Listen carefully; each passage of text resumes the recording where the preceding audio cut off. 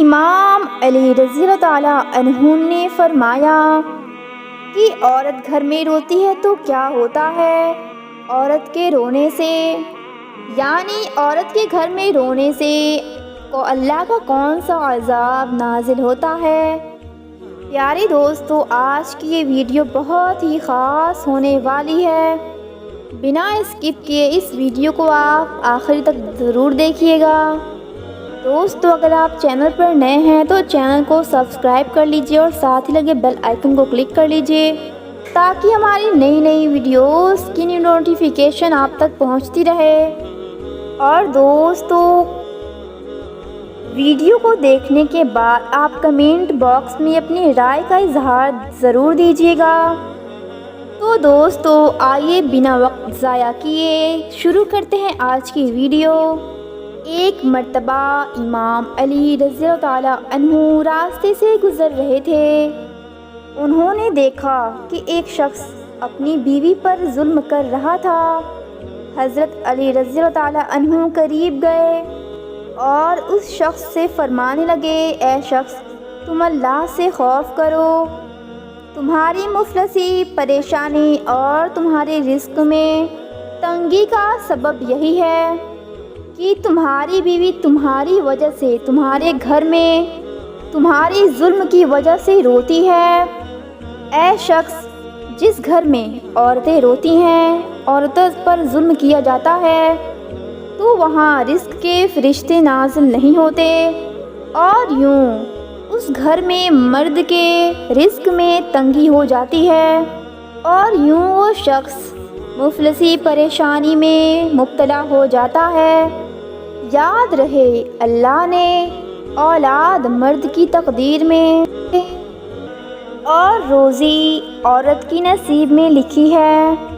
اگر تم یہ چاہتے ہو کہ تمہارے رزق میں خوب برکت ہو، دن بدن عزت، شہرت، دولت، یہ تمام چیزیں بڑھتی جائیں، تو تم اپنے گھر میں عورتوں کا خیال رکھو، انہیں خوش رکھو۔ اللہ تعالیٰ کے کرم و فضل سے تمہارے پاس عزت، شہرت، دولت سب ملے گی۔ دوستو، اسی طرح ایک اور واقعہ ہے۔ ایک مرتبہ حضرت علی رضی اللہ تعالیٰ عنہ راستے سے گزر رہے تھے۔ آپ نے دیکھا کہ ایک آدمی اپنی عورت پر ظلم کر رہا تھا، اس کی توہین کر رہا تھا۔ تو امام علی رضی اللہ تعالیٰ عنہ اس کے قریب گئے اور کہنے لگے، اے آدمی، یاد رکھنا، اللہ نے مرد کو طاقت اس لیے دی ہے تاکہ وہ عورت کی حفاظت کر سکے، نہ کہ عورت پر ظلم کرے۔ جو شخص اپنی عورت پر ظلم کرتا ہے تو اللہ تعالیٰ اس پر لعنت بھیج دے۔ تو وہ شخص کہنے لگا، یا علی، یہ عورت میرے نکاح میں ہے، میں اس سے جو کہتا ہوں یہ میری بات نہیں مانتی۔ تو اس پر امام علی رضی اللہ تعالیٰ عنہ نے فرمایا، نکاح اس لیے نہیں ہے کہ تم نے اپنے لیے غلام خریدا ہو، بلکہ نکاح اس لیے ہے تم اپنی نسل بڑھانے کے لیے اس عورت سے مدد طلب کی۔ تمہاری اولاد کی اچھی تربیت کے لیے تم نے اس عورت کو چنا ہے۔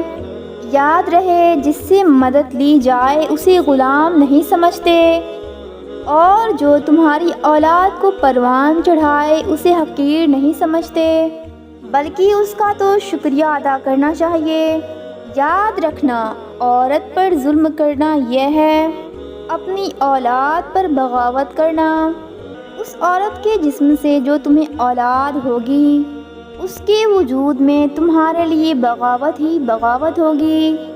دوستو، اب ہم آپ کو بتائیں گے کہ عورت کی پہچان کیسے ہو سکتی ہے، یعنی پاک صاف نیک عورت کی پہچان کیا ہے۔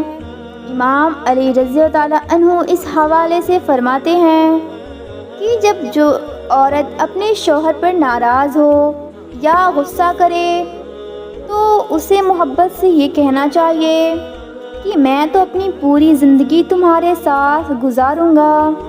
یاد رہے، وہ اپنے گھر کی برائی کسی اور سے نہ کرے، وہ اپنی اولاد کی تربیت اس طرح کرے کہ زمانہ اس پر فخر کرے۔ یاد رکھنا ان خوبیوں کی مالک نیک ترین عورت ہے، یعنی کہ جن عورتوں میں یہ خوبیاں ہوں گی وہ عورت نیک ہوگی۔ بروز قیامت اس عورت کو سکون اللہ تعالیٰ عطا فرمائے گا۔ دوستو، اس کے علاوہ قرآن پاک میں نیک اور پاک عورتوں کی خوبیاں بیان کی گئی ہیں۔ ہم آپ کو نیک اور پاک عورتوں کی خوبیاں بتائیں گے۔ تمام لڑکیاں یہ یاد رکھیں کہ جب بھی نیک عورتوں کی بات ہوگی، بیوی اپنے شوہر کی فرما بردار ہوگی۔ نیک عورتیں وہ ہیں جو فرما بردار ہیں، جو شوہر کی غیر موجودگی میں شوہر کی عزت اور آبرو اور مال کی حفاظت کرنے والی ہوں۔ حضور پاک صلی اللہ علیہ وآلہ وسلم سے پوچھا گیا، یا رسول اللہ صلی اللہ علیہ وآلہ وسلم، نیک عورت کی پہچان کیا ہے؟ نیک اور پاک دامن عورت کون ہے؟ تو آپ صلی اللہ علیہ وآلہ وسلم نے فرمایا، وہ عورت جب اسے شوہر دیکھے تو خوش ہو جائے، اور جب شوہر اسے حکم دے تو اس کی فرما برداری کرے، اور ایسا کام نہ کرے جو شوہر کو ناپسند ہو۔ عورت کی محبت کا حقدار سب سے زیادہ اس کا شوہر ہے۔ اس کا اندازہ اس بات پر لگایا جا سکتا ہے کہ نماز عبادت کا سب سے اعلیٰ قسم ہے اور سجدہ اس کا چوٹی ہے، لیکن شریعت میں شوہر کا مرتبہ واضح کرنے کے لیے اتنی اونچی مثال دی گئی ہے۔ سیدنا ابو ہریرہ رضی اللہ تعالیٰ عنہ سے روایت ہے کہ نبی کریم صلی اللہ علیہ وآلہ وسلم نے ارشاد فرمایا، اگر میں اللہ تعالیٰ کے سوا کسی اور کو سجدہ کرنے کا حکم دیتا تو میں بیوی کو اپنے شوہر کا سجدہ کرنے کا حکم دیتا۔ پھر آپ صلی اللہ علیہ وآلہ وسلم نے فرمایا، اس ذات کی قسم جس کے قبضے میں میری جان ہے، عورت اپنی رب کا حق ادا نہیں کر پائے گی جب تک وہ اپنے شوہر کا سارا حق ادا نہ کرے۔ تمام مسلمان خواتین کو یہ سوچنا چاہیے، اللہ تعالیٰ نے مردوں کو ایک سے زیادہ اور 4 بیویاں رکھنے تک اجازت دی ہیں۔ وہ رب ہم سے زیادہ ہماری مصلحتوں، ضروریات سے واقف ہے۔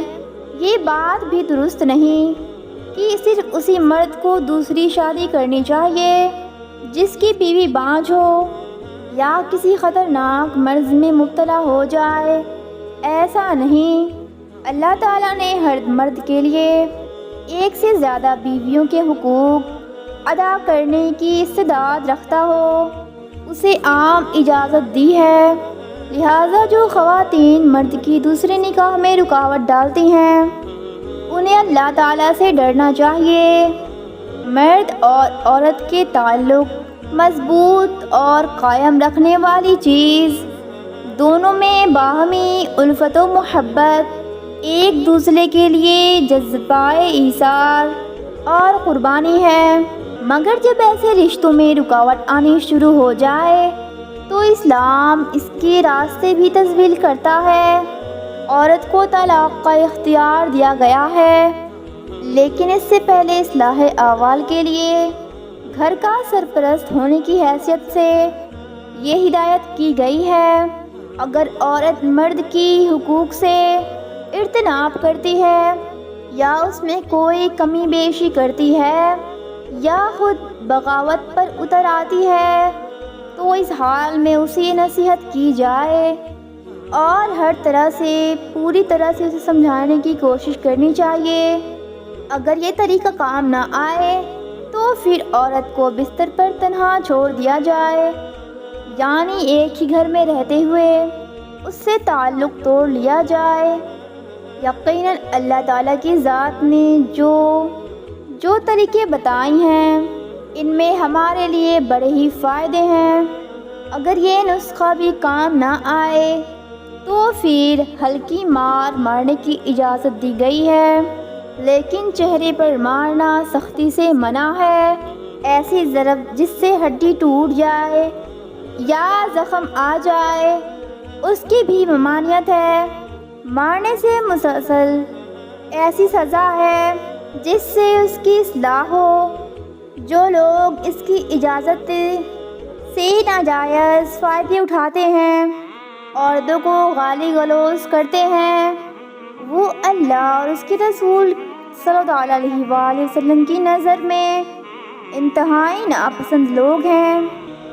ایک حدیث مبارکہ کا مفہوم یہ ہے، تم میں سے جو لوگ اپنی بیویوں کو مارتے ہیں وہ ہرگز اچھے لوگ نہیں۔